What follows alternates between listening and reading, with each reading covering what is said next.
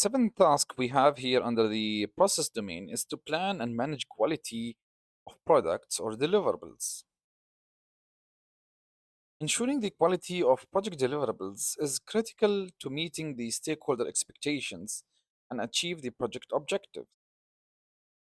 The PMP exam will evaluate your ability to establish quality standards, identify improvement opportunities, and monitor the deliverables throughout the project lifecycle. The first key enabler here we have is to determine the quality standards required for the project deliverables. You might expect some questions that will test your ability to define the quality standards based on the stakeholder requirements or industry benchmarks or organizational policies. And this involves using techniques like the benchmarking or cost benefit analysis to establish a realistic quality criteria. Also, ensure understanding the tools such as the quality function deployment to, to translate the customer or stakeholder needs into technical requirements. Ensure the alignment with the organizational quality management system or the ISO standards if there is any. Your correct answers to these questions will demonstrate your ability to balance the quality standards with the project constraints, such as the budget or schedule. The second key enabler here we have is to recommend options for improvement based on quality gaps. Scenarios might present quality issues identified during the inspection or audits. The PMP exam tests your ability to identify the root cause using techniques like the cause and effect diagrams or the 5 why analysis. Also, it will test your ability to recommend corrective actions such as process re-engineering, or maybe your team need an additional training, as well as updating the quality assurance plans. Finally, it will test your ability to assess the impact of the proposed changes on the project scope, cost, and timeline. Third key enabler here we have is to continually survey project the deliverables quality. You may encounter questions on monitoring and controlling the quality throughout the project delivery. And this includes utilizing control charts or the statistical sampling or inspection techniques to ensure that deliverables meet quality standards. Establishing a robust quality audit process also to identify the deviations and enforce the compliance. Also will test your ability on how to implement a feedback loops from the stakeholders to make continuous improvement. The final exam tip here on this task.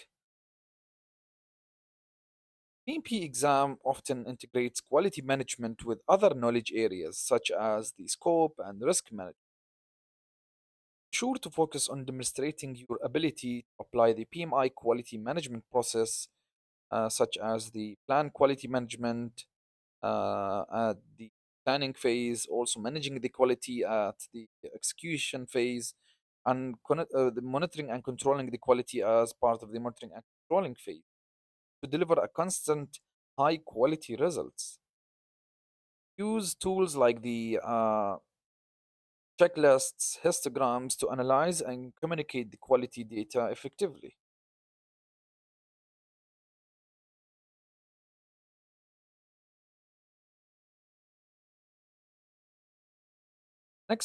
The task we have here is to plan and manage the scope. PMP exam evaluates your ability to define, structure, and control the scope throughout the project lifecycle.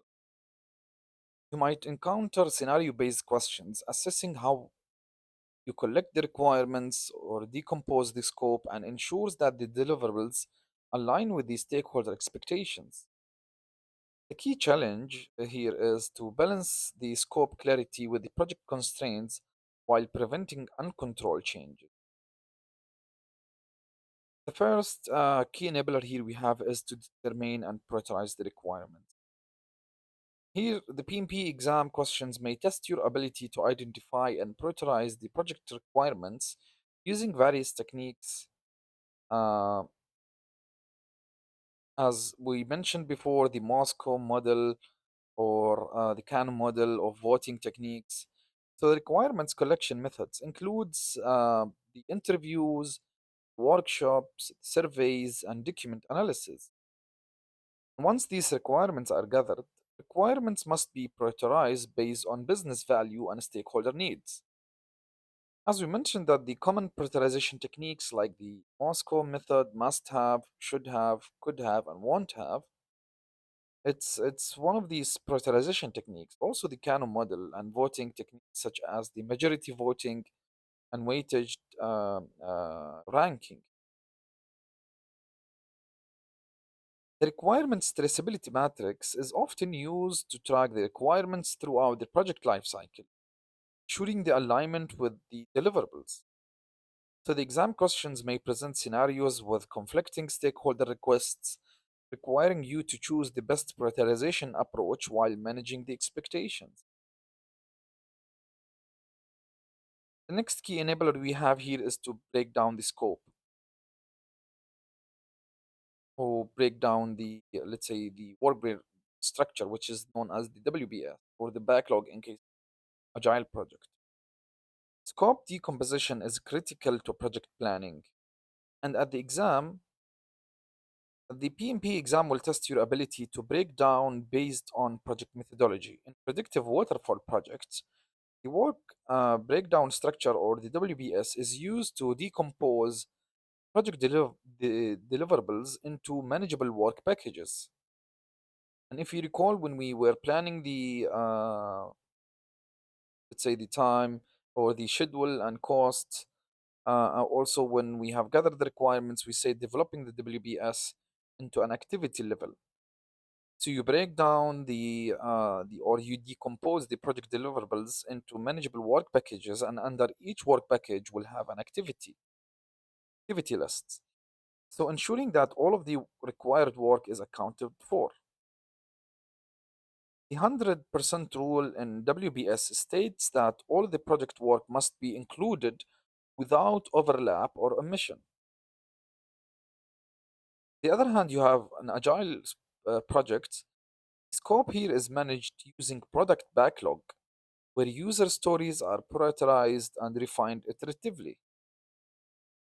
Questions may require you to determine when to use WBS versus backlog, emphasizing the differences between fixed scope when dealing with predictive or waterfall projects and evolving scope when you're working on agile projects. The third and final key enabler here we have on planning and managing the scope is to monitor and validate the scope. The PMP exam will test your ability to verify and control the scope throughout the project. Scope validation involves formal acceptance of completed deliverables by the stakeholders, typically through inspections or reviews and sign offs. This is different from the quality control, which focuses on identifying defects before validation. The scope control ensures that only the approved changes are implemented, preventing any scope creep, which is known as or let's say, the unauthorized expansion of the project scope, which is known as the scope creep, and the gold plating by adding extra work beyond the requirement. Remember the change control board, which is often used in predictive projects to evaluate and approve the scope changes. So expect some questions requiring you to analyze the scope variances and determine the corrective actions by following the change control process, by submitting the change requests, by evaluating the change impact on the project constraints, obtaining the approvals, and then finally updating your project plans to counter for these changes. So again, questions might here require you to analyze these covariances and determine the corrective actions to keep the project aligned with its baseline. Final tip here we say that the PMP exam frequently integrates scope management with the schedule, cost, and stakeholder engagement. So be prepared to distinguish between the scope validation, quality control, as well as the WBS versus backlog or the product backlog usage based on the project approach. Selecting the correct scope management tools and techniques will be essential in answering scenario based questions correctly.